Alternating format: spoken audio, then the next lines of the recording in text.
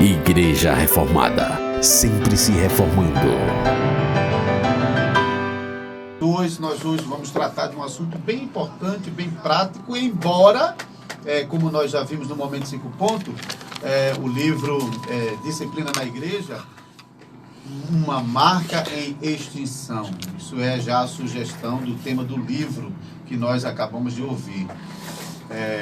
Uma marca em extinção. Falar, então, sobre a disciplina na igreja é realmente falar de um tema que está em extinção e um tema que não é hoje um assunto muito atraente para se falar. Um colega meu, recentemente, chegou a mencionar que na igreja dele, quando algum membro cometia algum pecado, que normalmente era passivo de disciplina, então o pastor visitava o membro e perguntava se ele aceitava a disciplina.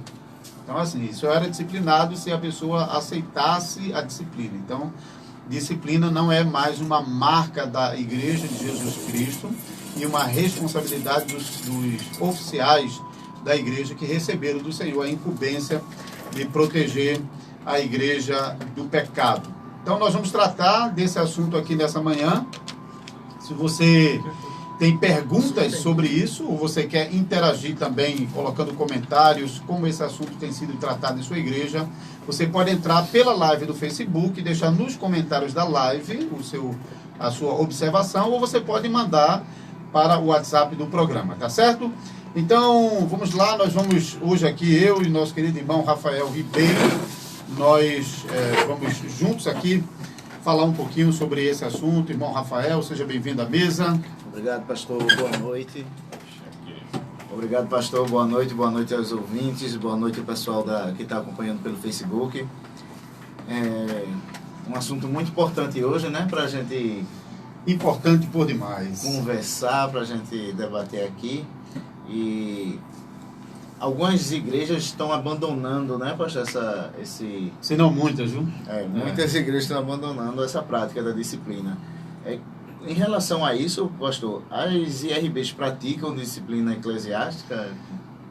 Graças a Deus, as igrejas reformadas do Brasil têm mantido a disciplina eclesiástica como uma marca da igreja, né? A Igreja de Jesus Cristo, desde o princípio, sempre foi uma igreja que prega o Evangelho, uma igreja que administra fielmente os sacramentos e uma igreja onde a disciplina eclesiástica é aplicada sobre os membros pecadores. A gente, olhando as confissões reformadas do século XVI, a disciplina sempre estava entre as marcas da igreja, né? Até pode, no livro de MacDever, né, as marcas da igreja saudável, as 9 marcas, ele apresenta outras coisas também, mas pelo menos basicamente esses 3 elementos sempre estiveram presentes nos documentos antigos da igreja.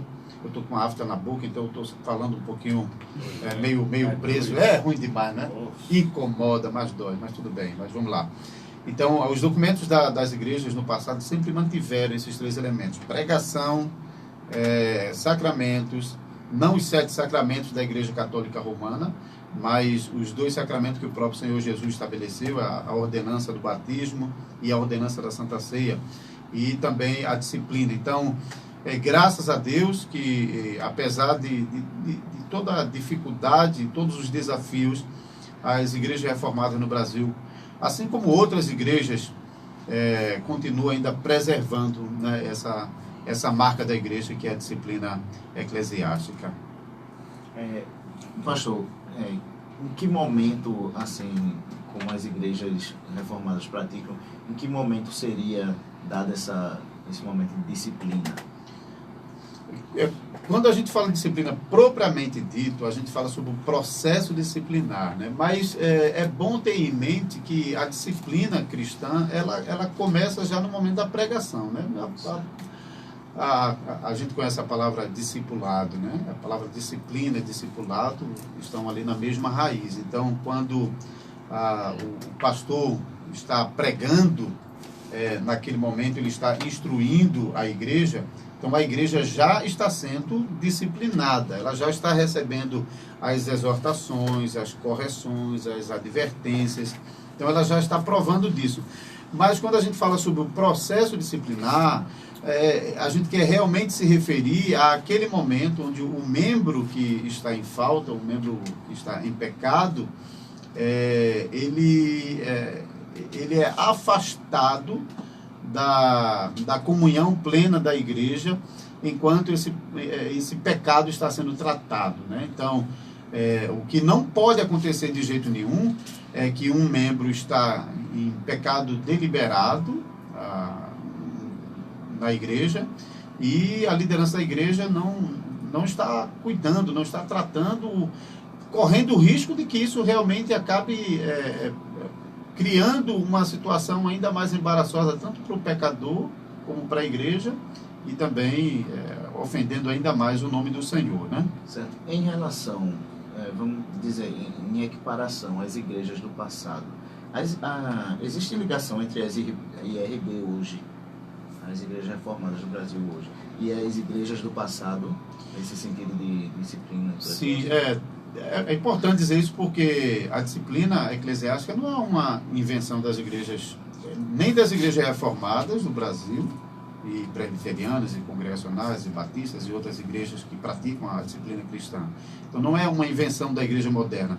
A disciplina eclesiástica, de fato, está enraizado no fundamento bíblico, né, de que Deus deu as chaves do reino dos céus para aqueles que são chamados para exercer a disciplina por meio dessas chaves, que é pregação e propriamente dita a disciplina eclesiástica, as chaves. Então, quando a gente olha principalmente para as igrejas na época da Reforma, porque no período anterior à Reforma, no período da Idade Média, no período em que a Igreja Católica Romana era hegemônica, né, durante o período medieval, esse aspecto da disciplina ele era praticado de uma maneira bastante arbitrária, hein? Não era realmente praticado da maneira mais apropriada. Na época da Reforma, uma das muitas coisas que os reformadores estavam trabalhando para resgatar era a disciplina. Então, o Senhor chama aqueles que são imbuídos de autoridade do Senhor por meio dos ofícios, os presbíteros, os ministros da palavra. Eles têm a responsabilidade de cuidar do rebanho, de pastorear o rebanho, mas também de aplicar disciplina. Então, nesse sentido, as igrejas reformadas e as igrejas atuais que praticam a disciplina eclesiástica, elas estão unidas com as igrejas do passado, que entenderam que a disciplina era uma marca bíblica da igreja e não poderia ser negligenciada. Então, tem, de fato, uma ligação entre as igrejas de hoje e as igrejas do passado. Certo. Nesse sentido, quais seriam os fundamentos principais da disciplina eclesiástica? Quando falamos sobre disciplina, tem o próprio pecador que está envolvido naquele pecado. Então, esse pecador ele precisa ser tratado, né, por causa desse pecado, mas também tem o próprio Deus que está sendo ofendido com esse pecado. Então, de um lado, o pecador que está em pecado, ele precisa ser restaurado na sua comunhão com Deus, que foi afetada por causa do seu pecado. Do outro lado, nós temos um Deus santo, que foi ofendido por causa desses pecados, e também tem a igreja, que está sendo afetado e está sendo ofendido. Então, quando a gente fala sobre a disciplina eclesiástica, tem esses três fundamentos: a restauração do pecador, a santificação do nome do Senhor e a própria a remoção do mal do meio da comunhão, do meio da igreja. Então, a proteção da própria igreja. Então, o próprio pecador sendo restaurado, a igreja sendo preservada e a santidade do Senhor sendo mantida. Amém. Pastor, o senhor poderia explicar como funciona a disciplina eclesiástica na igreja, principalmente nas IRBs, como ela funciona?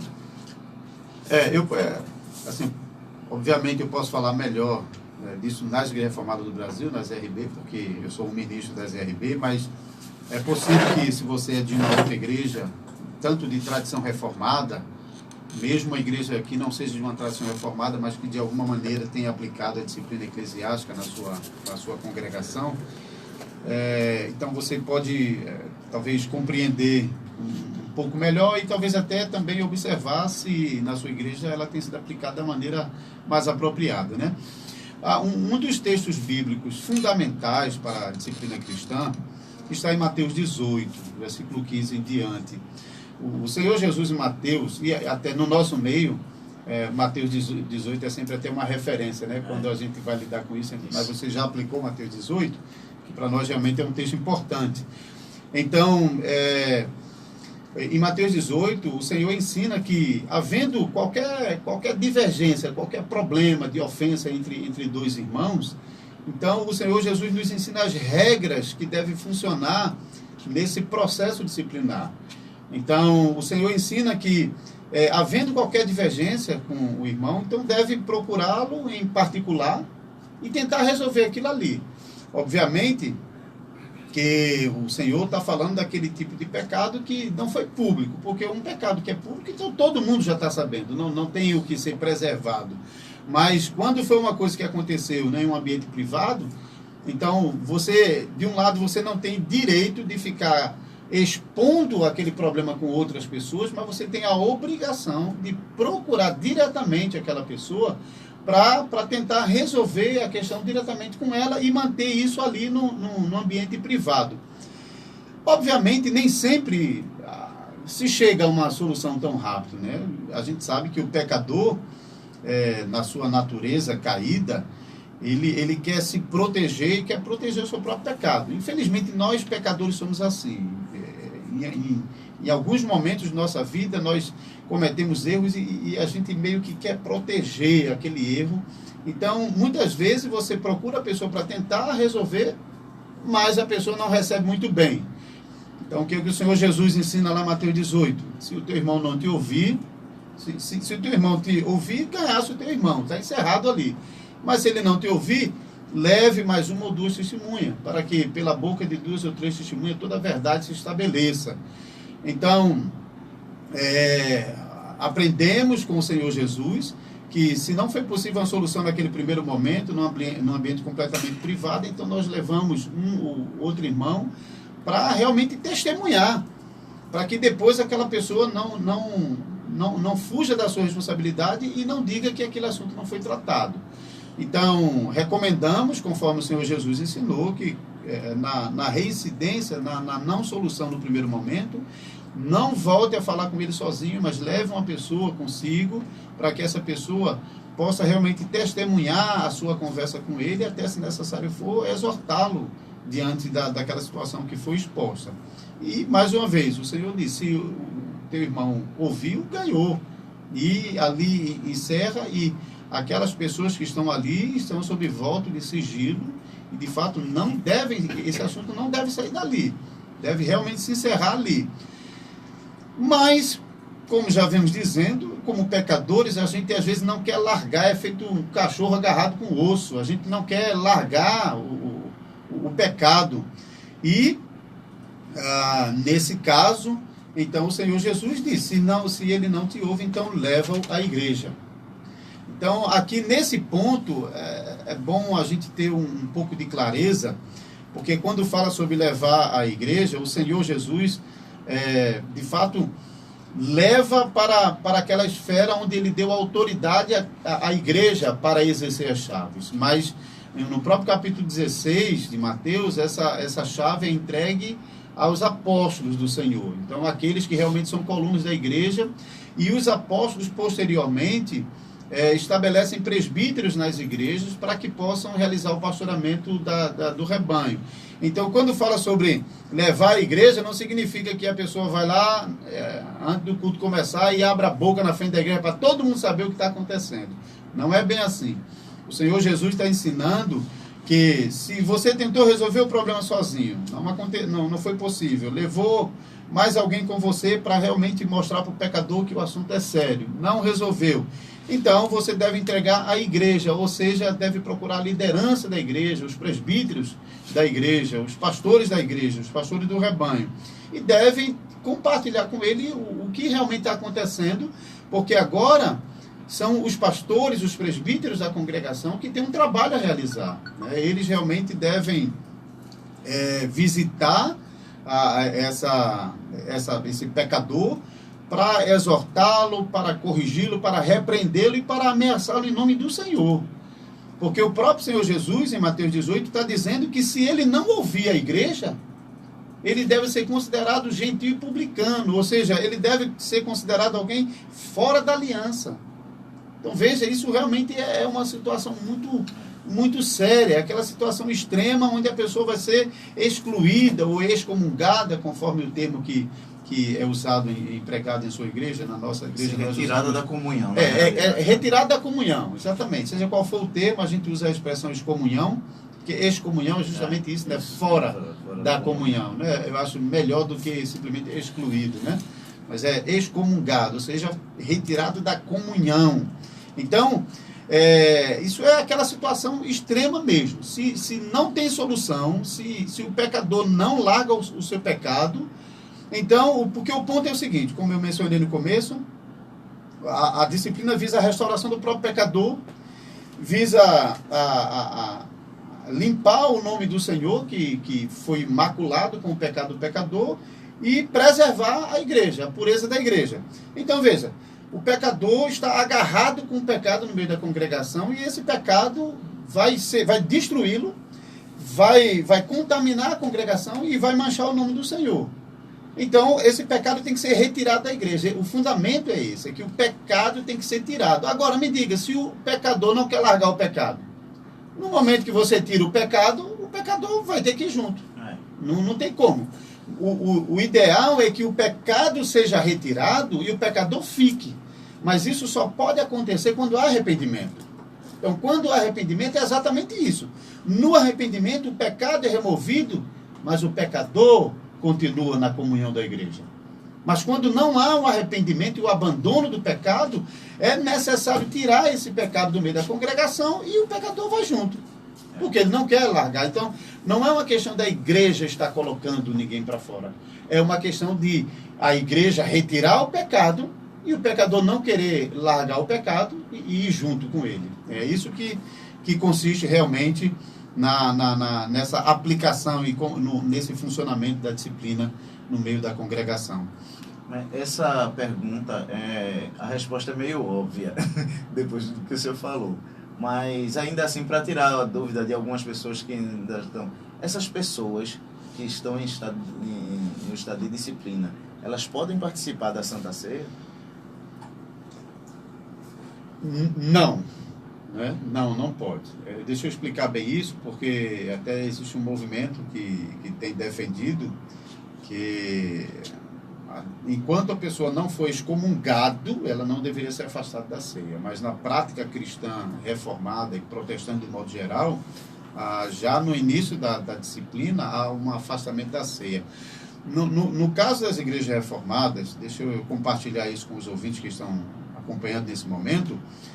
Na prática reformada, nós, quando um pecador se envolve com um pecado, muitas vezes, antes mesmo de prosseguir com o processo de disciplina, às vezes o pecador é silenciosamente afastado da ceia, mas naquela tentativa de procurar saber o que de fato está acontecendo. O que houve com esse pecador, por que ele está envolvido nesse pecado. Porque muitas vezes, com essa primeira exortação, muitas vezes aquele irmão que está em pecado realmente reconhece e abandona e tudo é resolvido ali. Então, esse afastamento que a gente chama de afastamento silencioso é mais uma prevenção para que esse pecador não se aprofunda mais no pecado e não fique participando da Santa Ceia nesse estado de pecado, o que vai ser juízo condenatório para ele, como o apóstolo Paulo ensina em Coríntios 11. Então, quando o conselho, a liderança da igreja, os presbíteros, realmente estão conversando com esse membro da igreja que está em pecado e verifica que realmente ele está em um pecado grave, que é ruim para a vida espiritual dele, para a vida em comunhão na congregação e que está ofendendo a santidade de Deus. Então, os presbíteros vão chamá-lo realmente, vão adverti-lo, chamá-lo ao arrependimento para que ele abandone aquilo. Se ele não abandona, de fato, naquele momento, inicia-se um processo formal de disciplina, no nosso caso, né, nas igrejas reformadas, inicia-se um processo formal e os presbíteros fazem um anúncio na igreja acerca dessa situação, mas veja, normalmente esse caso, a gente já está pressupondo que algum irmão que já tinha percebido isso, já tinha procurado, já tinha feito aqueles passos iniciais, hein? Se chega no conselho, um irmão procura o conselho e vai dizer, olha, eu vi que fulano de tal ali estava cometendo um pecado, o conselho vai dizer, irmão, o Senhor Jesus ensina que você, por amor a seu irmão, você deve procurá-lo para exortá-lo. Você já fez isso? Não, eu vim aqui comunicar o conselho. Disse, não, então vá procurar o seu irmão, porque o Senhor Jesus, ele ensina que você deve ser o primeiro a mostrar amor ao seu irmão. Mesmo que a gente sabe que muitas vezes o pecador não vai reagir bem, mas é obrigação, é uma questão de amor por nosso irmão. Mas, imaginando que isso tudo já aconteceu, então o assunto já está com a liderança da igreja, então a igreja vai fazer esse anúncio, mas veja, ainda por amor a esse pecador, para não revelar o nome dele, normalmente a igreja faz esse primeiro anúncio e não menciona o nome do pecador. Apenas comunica a igreja para que a igreja possa tomar ciência e possa orar. Então, normalmente, nesse anúncio vai ser informado, irmãos, nós lamentamos informar a congregação que um membro de nossa congregação está em pecado e, apesar das exortações, das advertências, ele não se arrependeu e não abandonou seu pecado. E comunicamos isso à congregação para que a congregação possa orar por esse irmão, para que esse irmão ou essa irmã, para que ele seja restaurado antes que prossiga, né? Que avance, que se aprofunde no seu pecado e nessa disciplina. No nosso caso, nós somos uma confederação de igrejas, né? Então são várias igrejas reformadas espalhadas pelo Brasil. Então, dentro do acordo confederacional, nós decidimos que nós não vamos prosseguir com a disciplina desse membro sem antes buscar conselho de outras igrejas, para ter certeza de que nós aqui nessa igreja, nesse caso, com esse membro em pecado, nós não estamos cometendo nenhuma injustiça, que nós realmente estamos tratando o assunto biblicamente, estamos respeitando os princípios bíblicos. Então, nós temos a prática de, num dos concílios posterior a essa situação, esse primeiro anúncio feito à congregação, nós vamos levar essa situação ao concílio, mas, mais uma vez, nós não vamos dizer ao concílio o nome do membro, isso. A gente não vai revelar o nome do membro. O que a gente quer é contar para compartilhar com outros presbíteros de outras igrejas reformadas que estão em relacionamento fraternal, a situação desse membro em pecado e como nós temos lidado com ele, para que assim a gente possa receber conselho de outras igrejas, se realmente estamos procedendo biblicamente de acordo com os princípios da palavra de Deus. Porque de vez em quando, até ouvimos conselho de outras igrejas, irmãos, olha, nós achamos que vocês devem ter mais paciência, devem visitar essa pessoa mais vezes, devem considerar essas situações que ele está colocando, ou ela está colocando. Então nós recebemos a oportunidade de buscar mais sabedoria, como o Provérbios fala, na multidão de conselheiros há sabedoria. Então não queremos tomar uma decisão sem de fato ter certeza que estamos cumprindo as etapas bíblicas desse processo. Somente depois de fazer isso, se o conselho, naquela reunião maior em concílio, o próprio concílio está dizendo, não, verificamos que os irmãos realmente estão lutando para salvar esse pecador do seu pecado, mas ele realmente está persistente, então nesse caso, irmão, prossigam com a disciplina e até a excomunhão mesmo, se ele não se arrepender. Então, depois disso, nós retornamos para a igreja e aí nós faremos um outro anúncio depois. Aí sim, nesse anúncio, nós mencionamos o nome. Agora, mas veja, durante esse processo, na nossa igreja, normalmente já se vai quase um ano aí.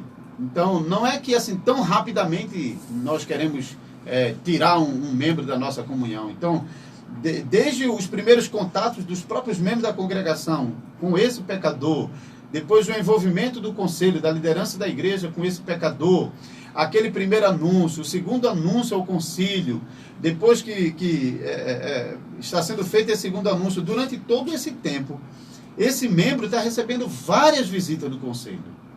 A cada momento, a cada etapa, o conselho está visitando, está exortando, chamando ao arrependimento, estimulando esse membro para que ele abandone o seu pecado, para que ele possa ser restaurado e voltar à comunhão da igreja. Somente se nesse anúncio, depois da aprovação de um concílio, que a gente chama de segundo anúncio, já com o nome, aí nesse caso realmente vai ser mencionado agora o nome do membro, para informar a congregação que se ele não persistir nessa rebelião contra Deus, então ele será excomungado da comunhão da igreja. E é interessante, no Catecismo de Heidelberg, quando está tratando sobre esse aspecto da disciplina, muito claramente o Catecismo das Igrejas Reformadas ensina, quando a igreja está excomungando o membro, eles estão desligando o membro da congregação cristã. Mas quem desliga esse membro do reino de Deus é o próprio Deus. Então, nós não entramos no lugar de Deus.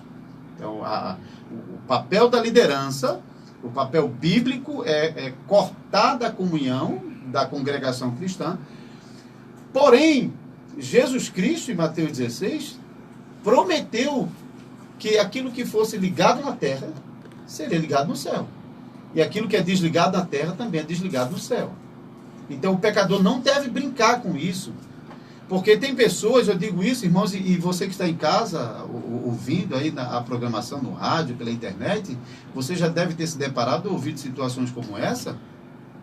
A pessoa é disciplinada aqui na igreja, aí ele procura outra igreja, chega lá, ninguém sabe de nada, ele nada conta, e ele é recebido até como membro lá, e às vezes até funciona. Acontece, às vezes funciona bem lá. Mas veja,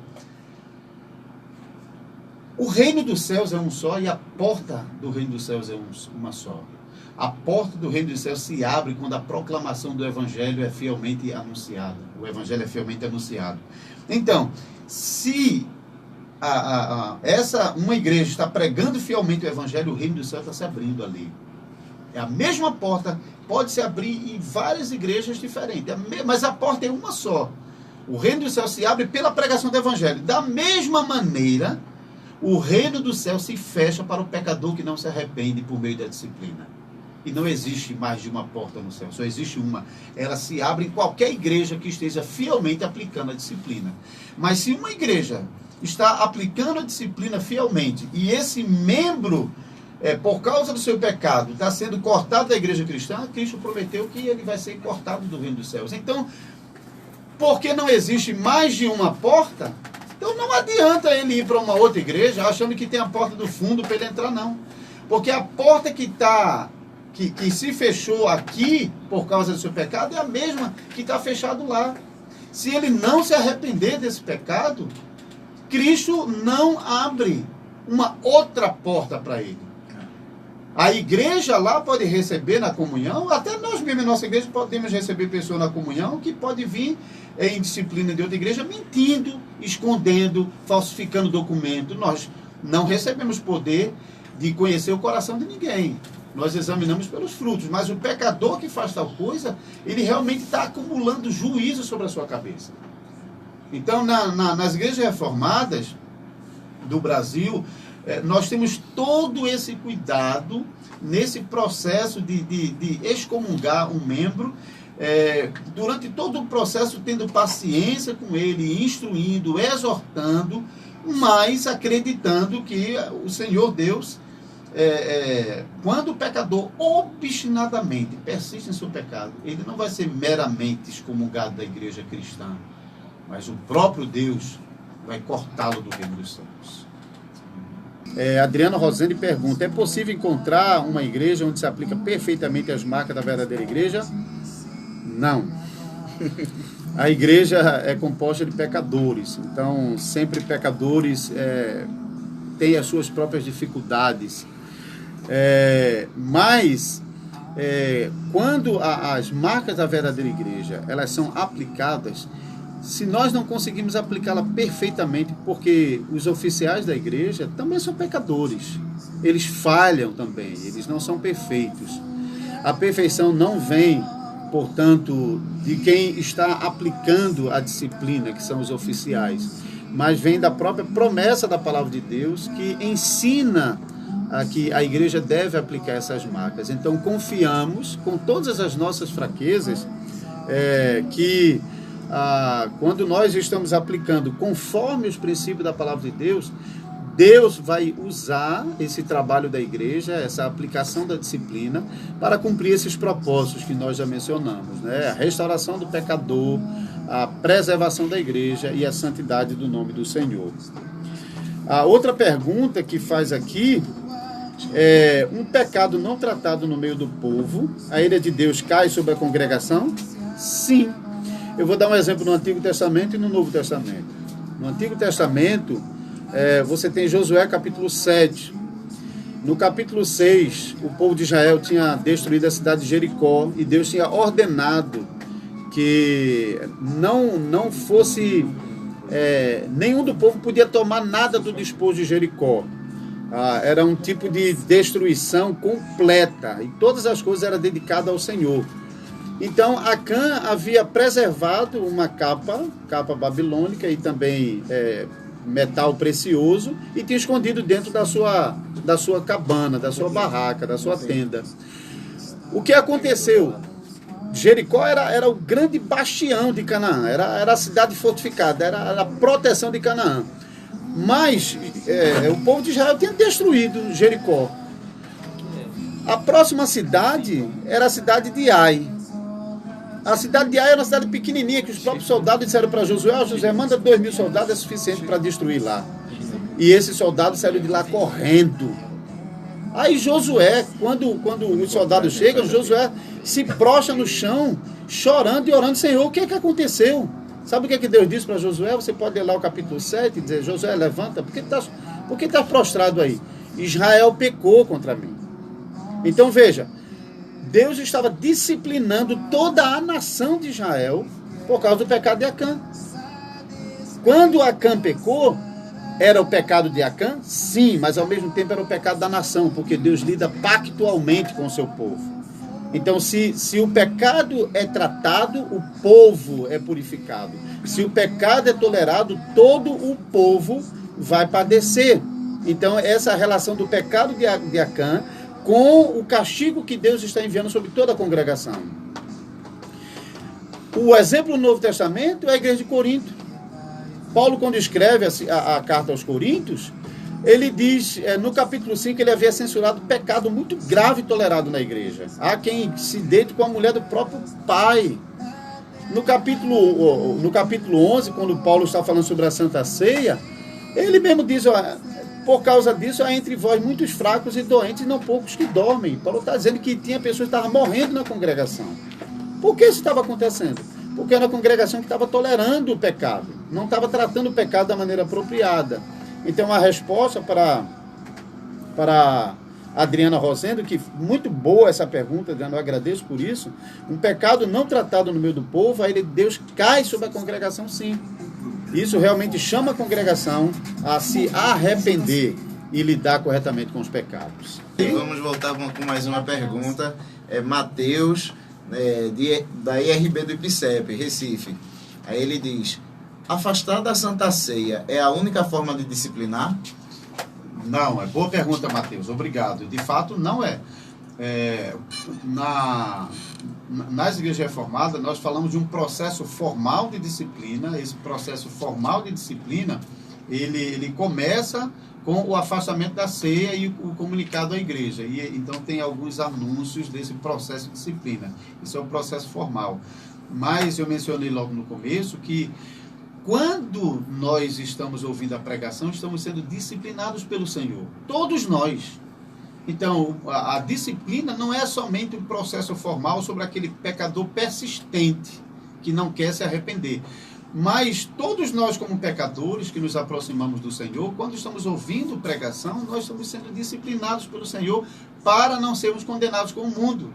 Então, ouvindo a mensagem da pregação, nós somos exortados, encorajados, repreendidos, ameaçados pelo Senhor, para que a gente abandone o nosso pecado e possa viver vidas santas e irrepreensíveis diante do Senhor. Então, a resposta a Mateus não, a disciplina não é apenas um afastar da ceia, mas a própria pregação está também nos ensinando a obediência ao Senhor e, portanto, nos disciplinando para vivermos em comunhão com o Senhor. Shirton Leone. É muito boa essa pergunta do pecado não tratado na congregação. Sou um assembleiano e na minha congregação tem um irmão que congrega conosco e na igreja católica. E ninguém o doutrina ou chama para conversar por se tratar de um idoso. Falta a atitude do pastor? Tem consequências? Obviamente, o pecado não tem idade, né? Desde bem novinho, eu tenho um bebê de 8 meses em casa e eu e minha esposa a gente fica conversando. Tem hora que a gente percebe que ele realmente já está mostrando uma certa ira. Bem pequenininho, um bebê lindo, bonitinho. Mas tem hora que ele dá uns gritos que a gente sabe que não é o grito pedindo peito para mamar, não é pedindo comida, não, é reclamando mesmo. Então, o pecado já desde cedo, nós nascemos em pecado fomos concebidos.